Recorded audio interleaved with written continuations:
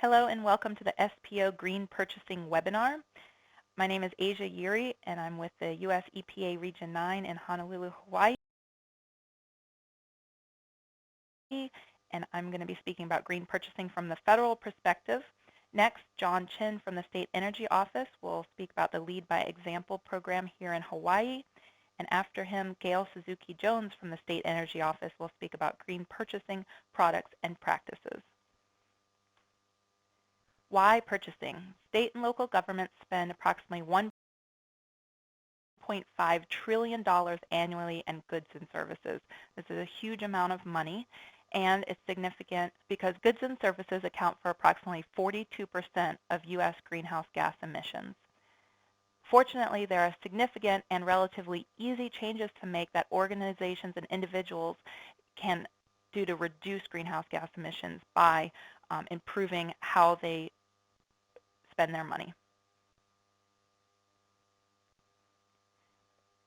Now I'm going to speak about environmentally preferable purchasing, which the simple definition is products or services that have a lesser or reduced effect on human health and the environment when compared with competing products or services that serve the same purpose. So our goal is to promote the best value, which includes the environmental performance as well as cost and performance. And we're not alone. So this is an international movement, and there are more than 60 countries, dozens of states, and hundreds of local governments, universities, and other schools, businesses, and nonprofit organizations that are working on environmentally preferable policies and practices. So from a federal perspective, we have environmentally preferable purchasing initiatives. These started in statute and policy since 1993, and they are currently driven by Executive Order 13514, which is a federal leadership in environmental, energy, and economic performance. And it's focused on several areas, including energy efficiency, water efficiency, toxics reduction, bio-based content, and recycled content. Simple steps for everyone, the federal government as well as state governments and anybody else who is interested in environmentally preferable purchasing, are to purchase EPP products, which are registered through the EPP program, computers, printers, copiers, televisions, Energy Star certified products, mainly office equipment, WaterSense products, water-saving plumbing fixtures, toilets, things like that, and lastly, 100% recycled content paper. And I'm going to talk a lot more about recycled paper in a moment. And these are the different logos of the different programs from US EPA. Coming soon. So EPA is working on guidelines for eco-labels and standards for greener products. These are a set of criteria to help identify private sector standards and eco-labels that federal purchasers should consider. The final guidelines are due later this year, and by 2015 we hope to have a credible third party use the guidelines to evaluate a wide variety of labels and standards. We're also going to have a climate-friendly purchasing toolkit, and this is a product of the West Coast Climate and Materials Management Forum, and it's going to be focused on key goods and services with high contribution to the state, county, and city's greenhouse gas emissions. So it's a strategic approach. And the toolkit will include primer on finding key greenhouse gas sources, reduction and mitigation strategies for priority areas, including fuel, IT, carpet, food, professional services, and case studies and purchasing tools. And we're hoping to have this in the spring of 2015. Now I'm going to talk more about 100% recycled copy paper, and I'm going to go over federal requirements, a little bit on state requirements, other buyers, and then I'm going to discuss some of the environmental impacts and calculators that are available. So the US EPA has several initiatives focused on 100% post-consumer recycled paper, and we've been working on promoting this through environmental management systems since 2007. So this is not a new project. We've been working on this for a long time. But we are making progress, and a lot of this I think is thanks to our regional administrator, Jared Blumenfeld, who is a huge proponent of 100% recycled paper. And I actually have a kind of an interesting story. Before Jared Blumenfeld came to EPA, he worked as a director for the Department for the Environment in San Francisco. And he was able to purchase 100% post-consumer recycled paper, which looks exactly like regular paper. You can't tell a difference in the shade. It's bright white. It's different than it was decades ago. It's bright white. It feels the same. It looks the same. If you did a comparison test, a blind test on regular paper versus 100% post-consumer, you wouldn't be able to tell a difference. And I believe Jared really proved this by purchasing all 100% post-consumer recycled paper for his offices and all of the copying machines, and everybody was using it for, I believe, about 6 months before he started telling everyone that the office was switching over to recycled paper. Once he told everyone the office was switching, there started being a lot of complaints that the copying machine was jamming and that, you know, this paper isn't working, this recycled paper doesn't work, it's causing issues, the ink is not the same, yada, yada. But it turns out that everyone had been using it for, you know, many months already, up to 6 months, and had not noticed a difference until he told them that it was 100% recycled paper. So I think the story shows that there are myths associated with this paper, and I hope this story helps share that they're myths. They're not true, and it works perfectly well. And if you didn't know it was recycled paper, it would not cause any problems. It's fabulous. We've been using it in our office for since 2007, and I've never had an issue. Nobody's had an issue, and we have hundreds and hundreds of staff. So I hope that helps you understand that really it's just the same as regular paper, except you are helping save the planet. Okay, federal agencies must buy minimum of 30% post-consumer recycled copy paper. Federal law, the Resource Conservation and Recovery Act, which is RCRA, Section 6002, has a requirement that federal agencies shall procure designated items composed of the highest percentage of recovered materials practicable. And the highest percent of post-consumer recovered materials practicable in the case of paper is 100%. So we are shooting for that. There's also Executive Order 13514, which promotes pollution prevention and eliminates waste by reducing printing paper use. So of course, it's best not to print paper not to use paper in the first place. But if you need to, then we do encourage the 100%. And again, the minimum is 30% post-consumer fiber. State agency requirements. I'm going to speak about this briefly, but later I'm going to let John Chin and Gail Suzuki-Jones talk about Hawaii standards a little bit more. For right now, federal law RCRA 6002 applies to any state or local agency or government contractor that uses appropriated federal funds. So any state or local government that receives federal funding, this does apply to them. And the state law in Hawaii, HRS 103D-1005, discusses the preference to bidders for recycled content. It follows the federal requirements, and it urges purchasers to purchase paper and printed products only with recycled content. So as you can see, both federal and state have specific rules and programs that specify the use for recycled paper. And again, this is not just office paper, but the RCRA 6002 also encourages recycled construction products, vehicle and transportation products, park and recreation products, landscaping products, and every other product you can imagine. We're trying to encourage everything to be as recycled, include as much recycled content as possible. And there's also not just copy paper. There's lots of different types of paper. So here's a list of a few of those, you know, envelopes and file folders, forms, text and covers, coded carbon list, the list goes on. So really, we're trying to encourage all recycled content paper and other products. So the big question is, why paper?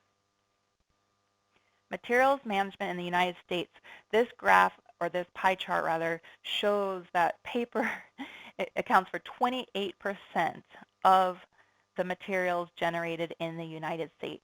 That is very significant, and I believe it's our duty to do something about that. Over 70 million tons of paper are generated. 65.6%, which is nearly 46 million tons of paper, is recycled. Paper collected for recycling includes 55% recycled into new paper products, and then 39% is exported. And this paper export is one of the largest U.S. exports by volume, which is impressive. U.S. paper recycling reduces U.S. greenhouse gas emission equivalent to taking 28 million cars off the road a year. So again, this is significant. It seems simple and straightforward, but it has a large impact. Also, it provides more green jobs. So over 11 times more jobs are created by recycling paper than landfilling or incinerating paper. So these are real numbers, real jobs. It's something to consider. Printing and writing paper recycling trends. Unfortunately, we're going down, but this trend can reverse, and we can increase our recycling rates if we work together and really try to promote both recycling, reducing the use of paper, and purchasing recycled products.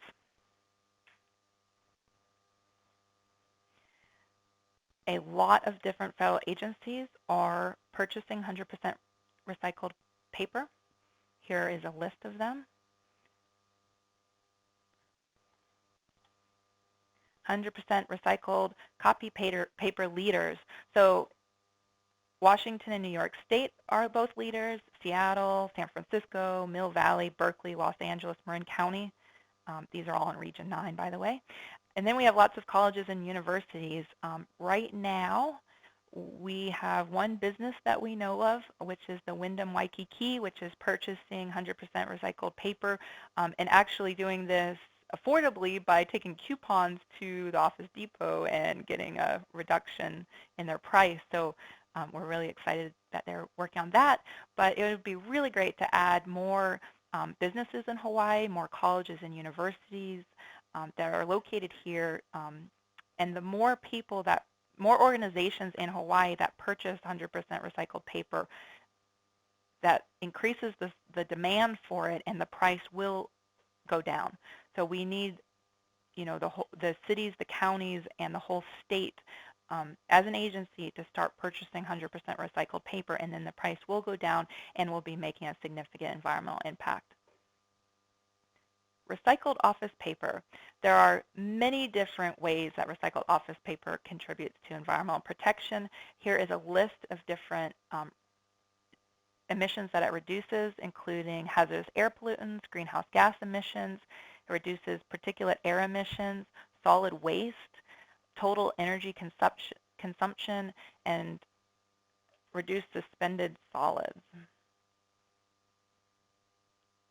Okay, here's an example of an external tool. It's not an EPA tool. It's through the Environmental Paper Network, which is an NGO, but it's a fabulous tool for looking at actual kind of savings from using 100% recycled paper. So here you can see that using 30% recycled paper as the baseline versus the target of 100% recycled post-consumer paper.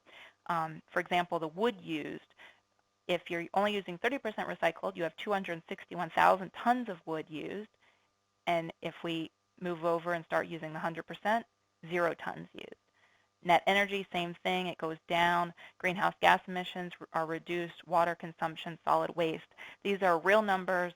This calculator is an excellent way to really show what your organization is accomplishing by shifting your targets and changing your purchasing behavior.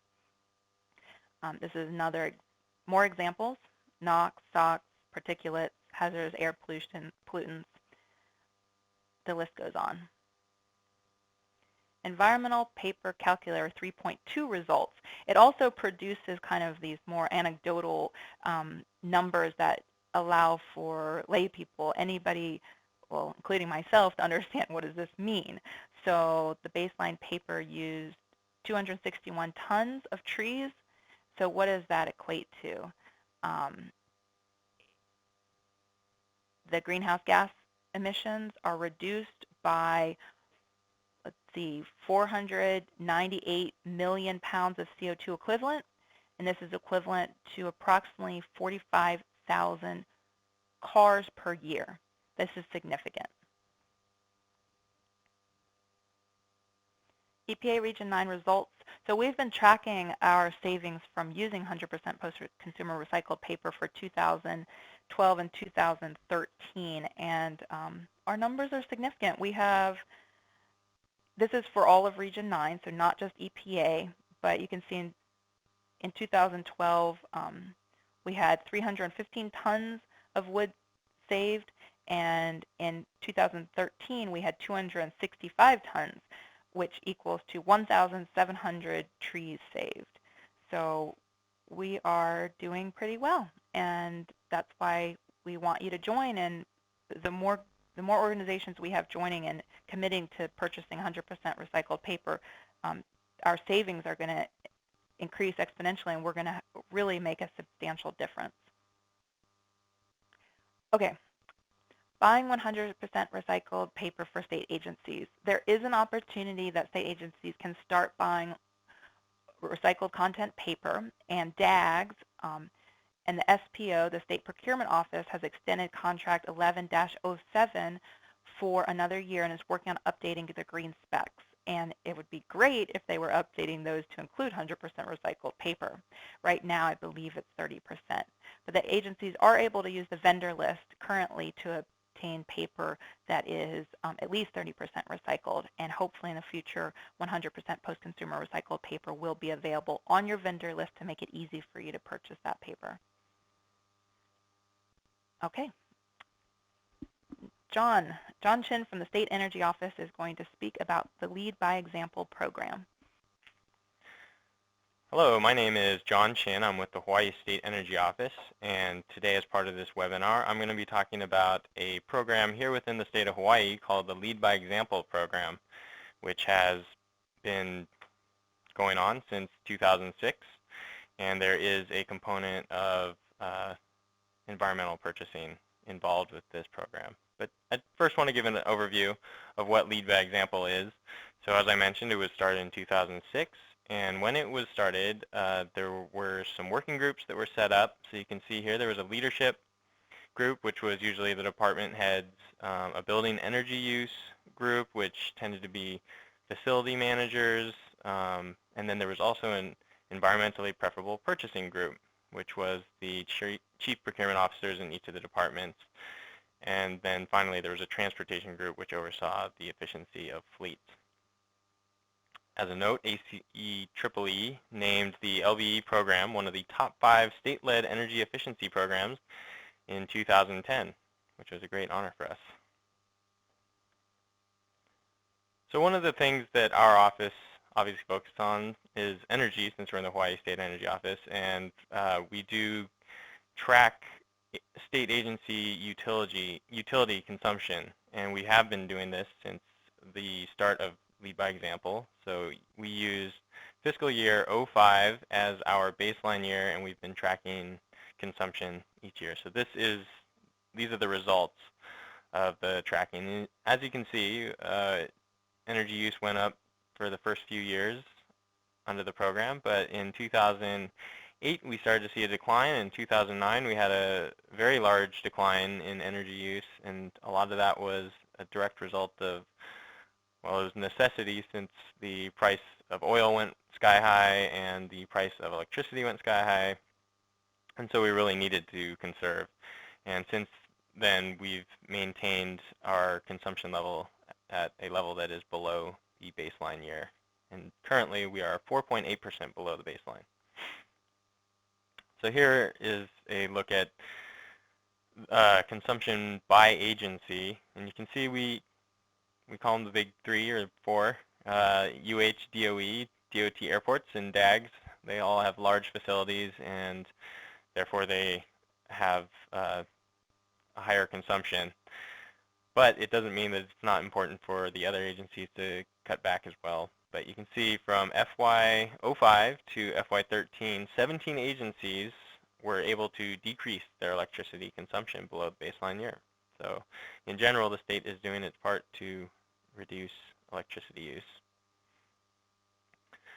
This is the total cost of that electricity over the same time period, and as you can see, this is the problem.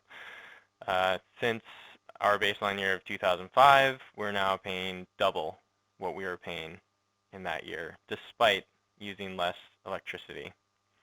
So now our costs are in the range of $209 million annually just to keep the state facilities running. This chart shows both the percentage change in kilowatt hours, so electricity use, and the percentage change in cost. So the blue is the kilowatt hours and the green is the cost.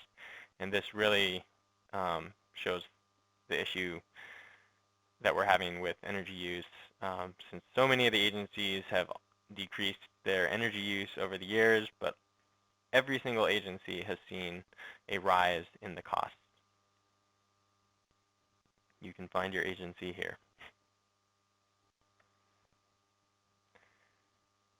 This chart shows how the price of oil really impacts what the state of Hawaii ends up paying for our energy. So you can see the purple line is the price of oil per barrel, and these are percentage changes from the baseline year of 2005. So you can see the oil has gone up. The next line, which is the blue line, is the average retail price per kilowatt hour of electricity, and you can see that generally follows the trend line of the oil. And following right along with that is the green line, which is the total cost to the state of Hawaii for our electricity. So it follows very closely with the price of electricity. And the red line shows our slight decrease in the kilowatt hour consumption by state agencies. And you can see where the red line crosses below the axis, that is where the green line crosses below the blue line.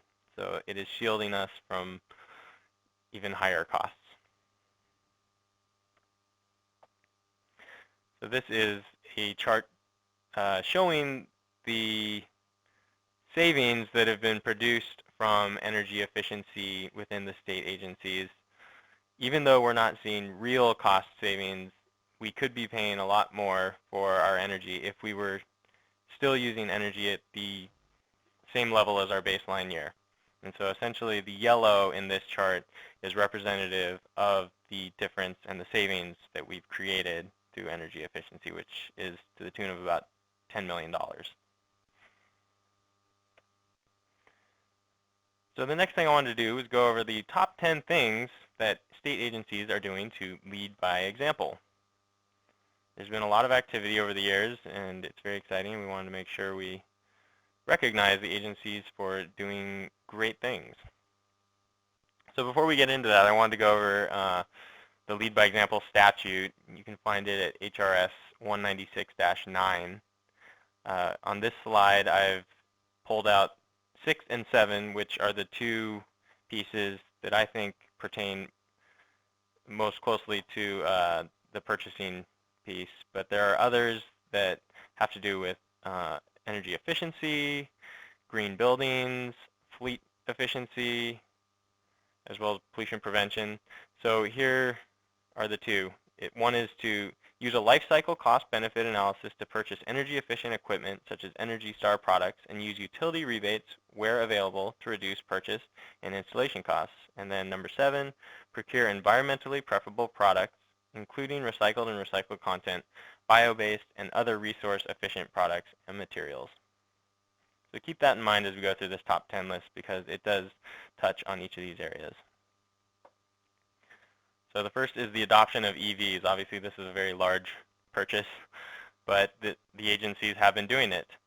And back In 2010, I believe, DAGS purchased 6 electric vehicles for the state motor pool, which I believe all executive agencies can borrow from the state motor pool. So they have highly efficient vehicles and alternative fuel vehicles in the DAGS motor pool. DBED and NELHA also have electric vehicles. Also, they have installed charging stations, and 2 public charging stations were installed. One of them was at the state capitol, and that was, I believe, 3 years ago. The next is waste reduction and recycling. So many of the agencies are managing their waste in different ways, but the most common is recycling and also finding ways to simply cut down on the amount of waste produced. And so you can see here some great examples. UH Manoa has a campus-wide recycling program, and they recycle cans, plastic, paper products, green waste, and they've minimized their waste stream by about 37%. The Foreign Trade Zone has started a cardboard recycling program, and they've reduced their volume by 40%.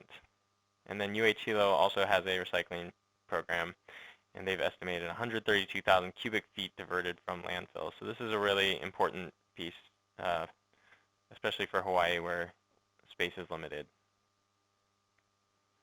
Next is grants. This is something that actually our office is very closely involved with. We got a grant to bring on some green interns. The grant was through the US EPA, and we had 10 interns go through the program and work on our green business program as well as our green government challenge. So here it is, environmentally preferable purchasing. Here are some great examples of what the agencies are doing. I haven't captured them all here, but these are some just good samples. So you can see DLNR is using recycled asphalt material at the Diamond Head State Monument. HHFDC is getting Energy Star rated equipment to put into their multifamily housing complexes, as well as recycled content products. DAGS, the Central Services Division, they use green cleaners in their buildings. And UH Manoa, they've been recycling or using bio-based materials in their dining service. And currently, our office, we put out an environmental purchasing guide, and the original one was put out in 2011 in partnership with the UH. And this year, we are updating that environmental purchasing guide, which can be found online at the State Energy Office's website. If you'd like the link, I can send it to you. Please email me. I should have put it in the presentation. Number 6, capitalizing on energy efficiency incentives. By now, hopefully you're aware of Hawai'i Energy, which is the third-party public benefits fee administrator. And what they do is they have funds available for energy efficiency retrofits and to provide an incentive for people to do these projects. And so far, since 1996, when the program was still with Hawaiian Electric, state agencies have received over $7.27 million in rebates for our project. And this has really generated a lot of savings. And you can see here, cumulative dollar savings of over 130 million and electricity savings of 799 million kilowatt hours. And then over the life of the equipment, the savings will be approximately 108,000 households' annual electricity use. Hawai'i Energy also offers incentives for residential homeowners, so you can also take advantage of that by yourself or individually. Next is the EPA National Building Competition. This is a nationwide building competition, as you might guess, and in 2012, the state of Hawaii entered the state capitol building. In 2014, we've entered 6 state buildings in the Capital District. And along with this effort, we've done a fair amount of education and outreach to building occupants on things that they can do in the buildings to cut back on their energy use, such as turn off the lights, hibernate, shut down your computer, and turn off and unplug and remove personal devices. The next is LEED and green buildings. So one of the LB statutes actually requires all new construction for state buildings to be LEED Silver or better. LEED is a green building rating system that is probably the most ubiquitous in the industry. And nationally, there are many, many groups that are doing LEED projects, as well as internationally. And so 8 years ago, there was actually only one LEED accredited professional working for the state. That was Gail, who's going to be speaking next. But now, actually, there's 30 LEED APs in a whole number of agencies, and there have been 20 state facilities that have been certified as LEED, and there are additional 54 projects that are working towards that certification. In 2012, the state office tower was the first to become LEED certified for existing buildings, so not a new building, but ones that are already existing, and it really focuses on changing operations within the building to have a smaller environmental impact and footprint. And then a very exciting example is DHHL. They have a whole subdivision, a 403 unit subdivision that is LEED for neighborhood development, and they also have the Kaupuni Net Zero community, as well as Kumuhau. The next is Energy Star benchmarking and certification. You might be familiar with Energy Star for products, which we'll talk about in this webinar, but also Energy Star certifies buildings for being efficient, and so that is an effort that the State Energy Office is currently pursuing and has been pursuing, and to date we've benchmarked 277 state facilities in Energy Star. Of those 277, there are 21 state facilities that have been certified as Energy Star. The next is renewable energy.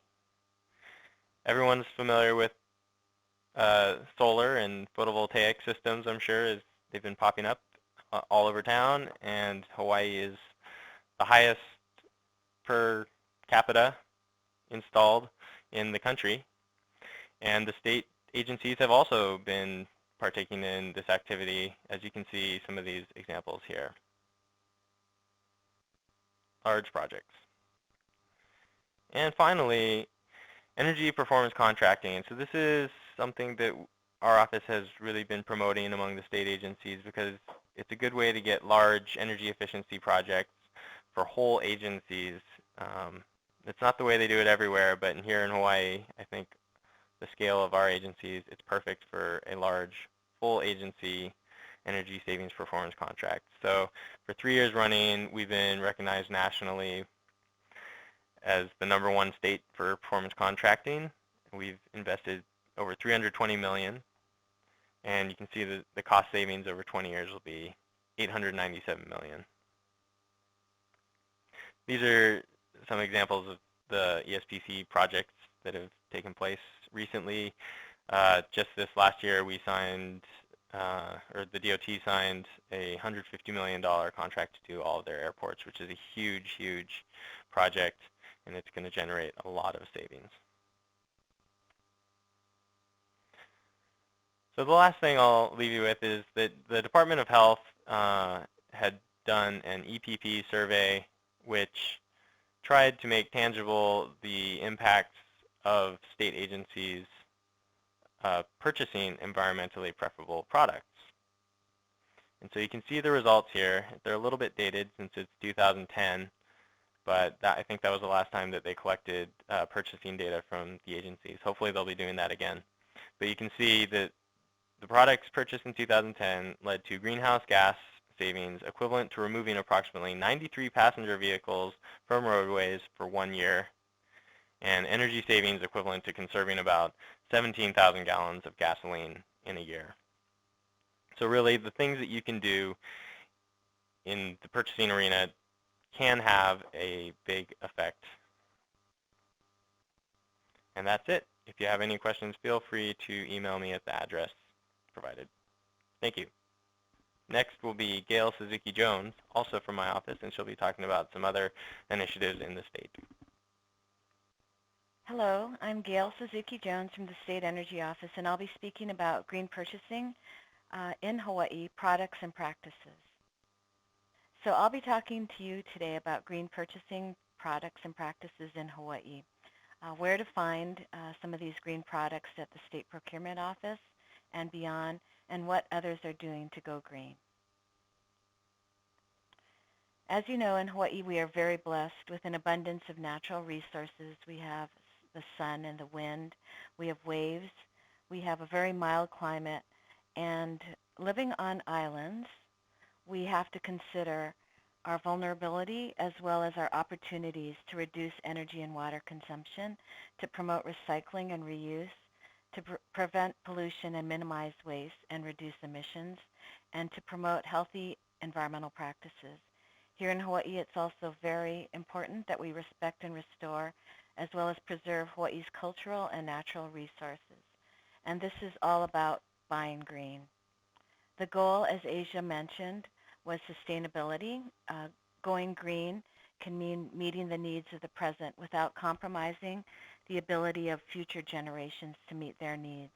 It's about the triple bottom line: people, planet, and profit. So what does this mean to us in terms of our purchasing practices? It means we really need to figure out ways that we can reduce our energy and water consumption, reduce the waste that we generate, utilize green cleaning, and look at the tools and resources that we have available to us. EPP in the state of Hawaii, John mentioned Chapter 196, Section 9, Item 7, is to procure environmentally preferable products, including recycled and recycled content, bio-based, and other resource-efficient products and materials. In Hawaii, did you know that 46.3 million barrels of oil were imported for Hawaii's total energy use over the past year? What does that mean? That's 36 barrels of petroleum for every man, woman, and child living in Hawaii. The average residential usage in Hawaii is about 615 kilowatt hours per month, which ends up being approximately $175 to $200 a month just spent on electricity, and that is significant. Did you also know that Hawaii ranks #1 in terms of electricity costs in the nation? This here is a chart that spells out what the electricity costs are per kilowatt hour on each of the islands. It's about 3 times, sometimes 4 times, the U.S. average of 11 cents per kilowatt hour.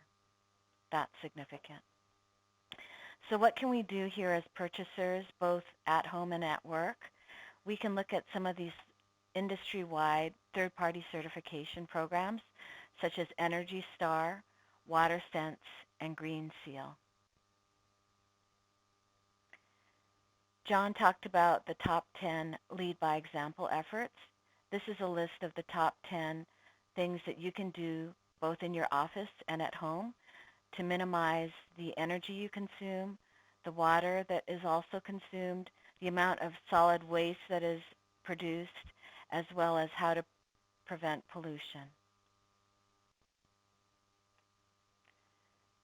Here's another top 10 of energy conservation efforts that could be implemented in the buildings that you work in. And according to Energy Star, the combined annual energy costs nationwide for commercial and industrial facilities is about $202.3 billion. So every usage of energy is an opportunity for savings. So this includes lighting, possibly heating, cooling, hot water, and general office equipment. So this logo here you can look for on products that you buy at home and at work. A couple of the resources for you to find these are located on the DAG's State Procurement Office price and vendor lists at the website that I've listed below, as well as the EPG, or Environmental Product Guide 2011, under the Energy Star and lighting categories. For water conservation, these are the top 10 things that can be done in your buildings to conserve water, and look for the WaterSense logo in the top right corner for those type of products that meet EPA criteria. In the state office tower, as John mentioned, we had gotten LEED certification for existing buildings, and one of the important categories that we addressed was water efficiency.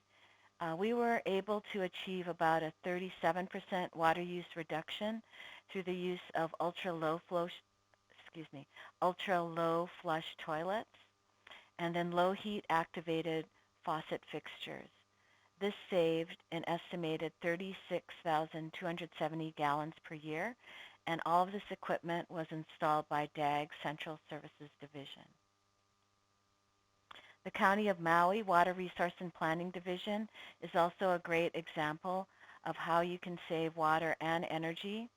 They ended up saving 56% due to the installation of high-efficiency fixtures, as well as they were able to implement xeriscaping and efficient water irrigation surrounding their building. So by evaluating your water use and implementing water conservation, you may realize not only reduced water savings, but energy savings as well. And sewer costs, since they're directly tied into your water bill, are also reduced.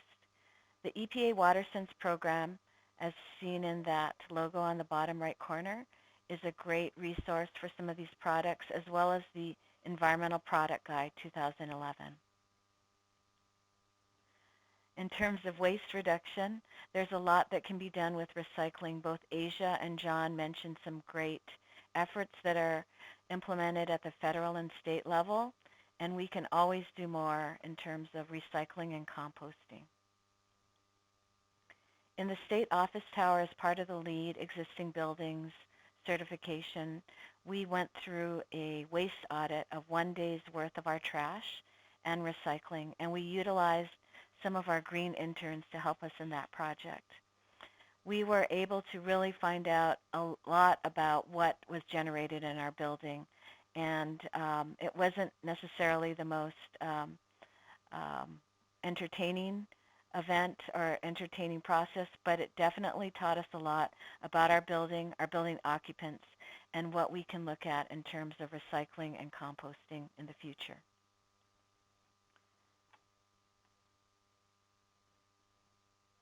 Recycling and recycled products. So the sign on the right-hand corner shows how signage in the office can definitely assist with some of these efforts. Making clear where to recycle and what can be recycled is very important. And some of these products you can purchase on some of the contracts that SPO has, and you can just create some of your own and see resources such as the City and County's opala.org website. The Hawaii Convention Center is also a great example of purchasing green. They have been able to purchase 100% recycled fiber napkins, compostable beverage cups made from renewable sources, Sustainable Forestry Initiative certified office paper, and their cleaning product inventory is evaluated regularly for green cleaning products. The University of Hawaii, as John mentioned, is also doing a lot in terms of purchasing. They are purchasing recycled content toilet paper and hand towels that meet the EPA guidelines, and picnic tables made from recycled plastic. Maui College's Culinary Arts program uses biodegradable food cartons, forks, knives, and spoons in its food service operations. Waste reduction. Waste reduction is an area that I think we really can continue to work on. Approximately 4.6 pounds of waste is produced per person per day, and that increase impacts the cost of building operations and maintenance. So if we can reduce the amount of waste that is generated, via recycling and composting, so much more of that funding can be targeted and moved to other areas. This chart here shows what the state office tower is able to do in terms of diverting its waste. It currently diverts 58% through recycled white paper, cardboard, aluminum, and plastics. But over or about 42% of the waste that is not diverted, mixed paper and compostable food fibers, could be material that could easily be diverted. And so we're looking into those particular options. Green cleaning is another very important area in buildings. As you can see on the slide, there's the Green Seal logo, the Green Guard logo, and the U.S. EPA's Design for the Environment logo, all of which are located on products, green cleaning products, that are third-party certified. So 3 reasons for implementing green cleaning. It helps the people in your building stay healthy. It helps increase the lifespan of facilities, and it also helps to preserve the environment. In our state office tower project, we were able to minimize the amount of green cleaning products that were not third-party certified, as well as maximize the amount of air filtration through the use of efficient air filters. We made sure that the lighting and thermal comfort standards were also proper for the workstations, and DAG's Central Services Division is continuing to explore different green cleaning third-party certified products used in not only State Office Tower, but other of its buildings statewide.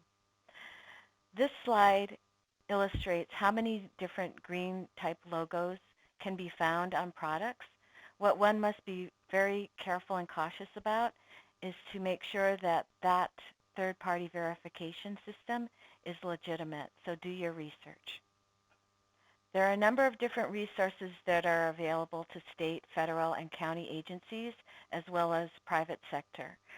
The Hawaii State Procurement Office has price and vendor lists for office products, recycled office paper, maintenance, repair, and operations, as well as products and services provided by qualified community rehab programs. NASPO, or the National Association of State Procurement Officials, has a green website at the website address located below, and our state energy office has the Environmental Product Guide 2011 version located on our website. That product guide will be updated in 2015. On the SPO vendor list, office products are listed here, as well as the mandate that state agencies are supposed to be purchasing recycled paper. So you can go to this website address for any listing on office products, paper, as well as other items. Recycled office paper, as Asia mentioned, is available in a minimum of 30% post-consumer recycled. The State Procurement Office is supportive of expanding these efforts to go beyond that, and hopefully we will be able to achieve 100% post-consumer recycled paper in the near future. The WSCA, or Western States Contracting Alliance NASPO Maintenance, Repair, and Operation Contract, is located here on the SPO's website, and it gives information on products that are available for green cleaning and repair and maintenance of buildings. Products and services by qualified community rehab programs, such as the nonprofits listed below, are some for your consideration.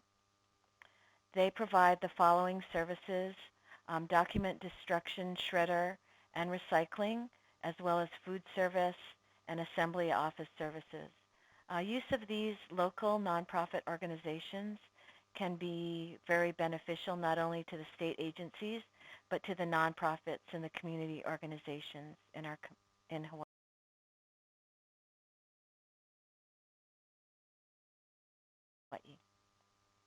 And lastly, NASPO has a naspo.org/green website, which provides a number of different valuable resources on green policies, implementation strategies, measuring and marketing success, a number of different resources and program development, as well as a glossary and frequently asked questions.